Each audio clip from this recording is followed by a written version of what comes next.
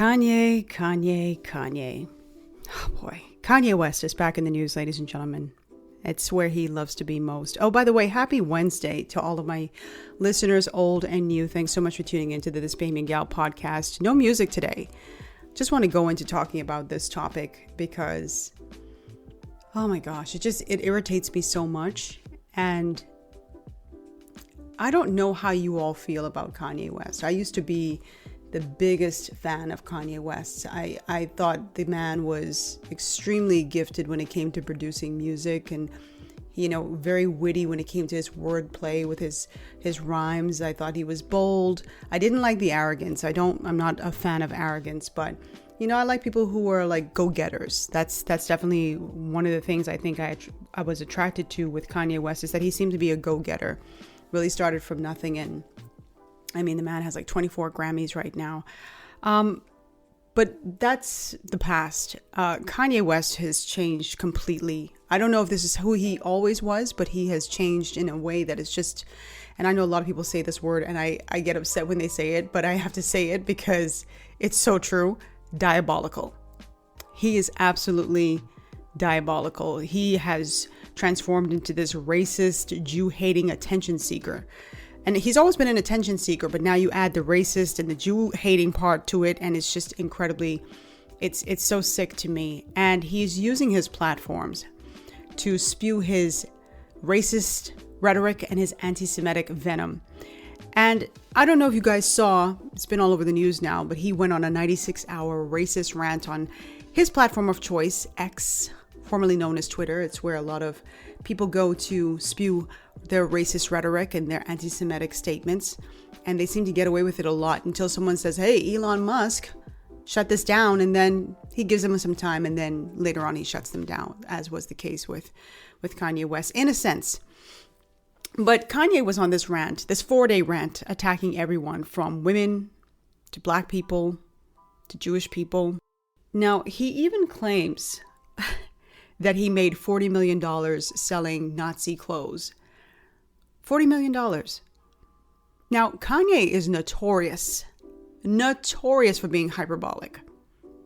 But I wouldn't be surprised if he's telling the truth in this instant, because like I said in previous podcasts, there's been a serious uptick in hate groups in America. And this has been happening most notably since 2024.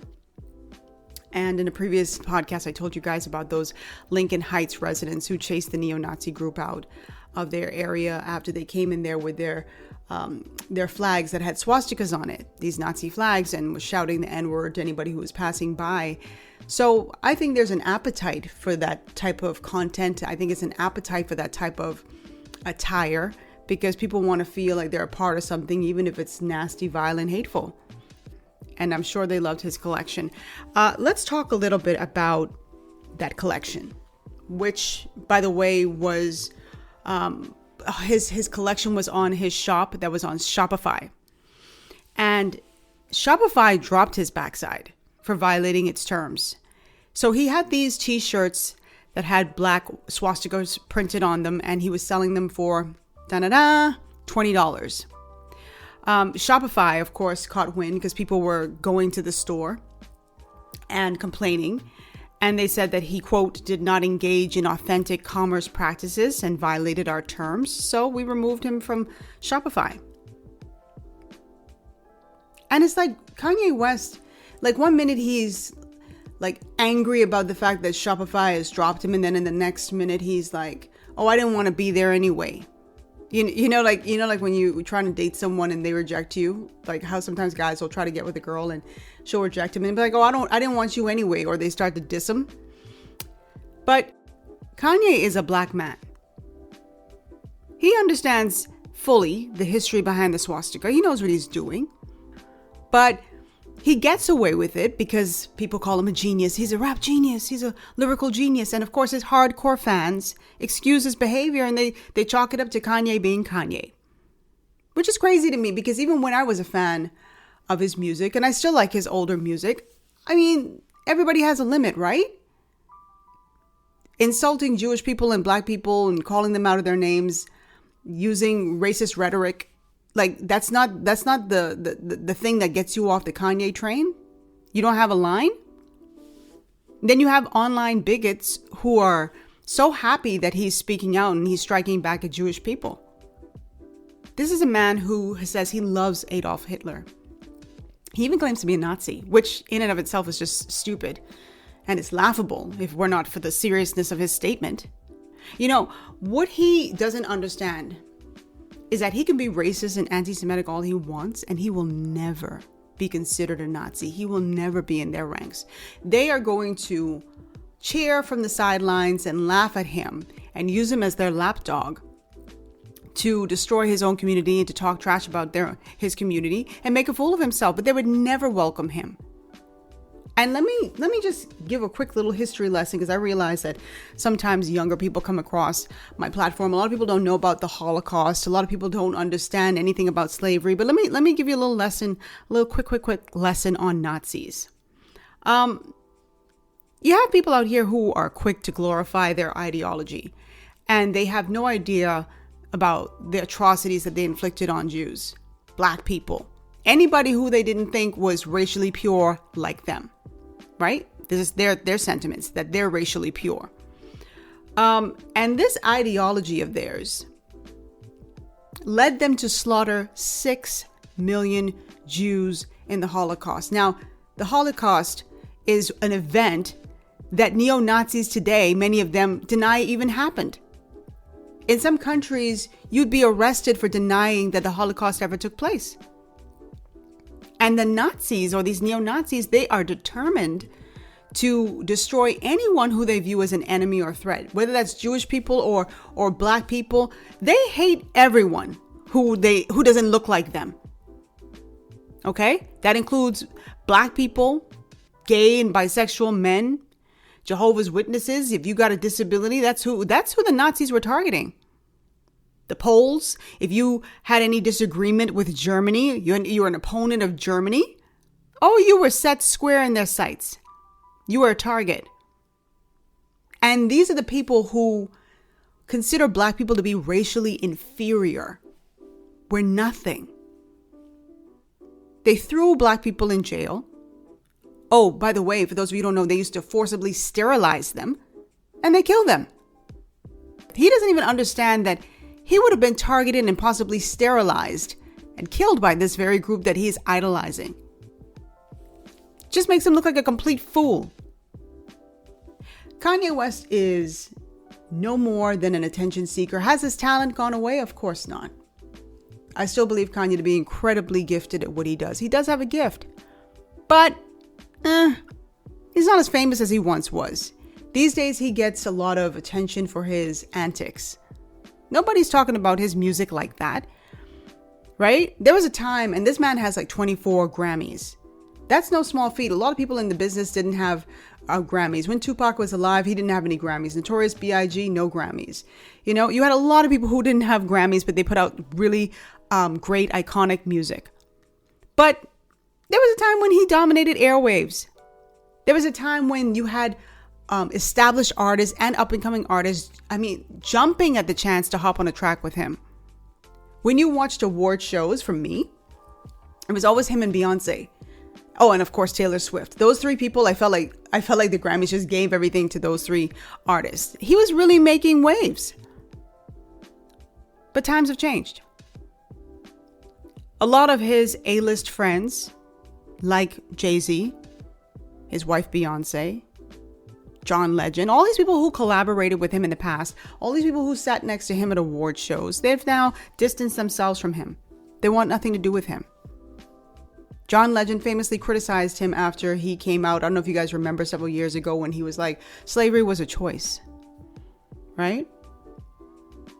John Legend sought to correct him, tried to say, this is my guy. I love Kanye, but you're wrong. And he's just kind of spiraled out of control since then. And I think he's starting to get the message that no one wants him around.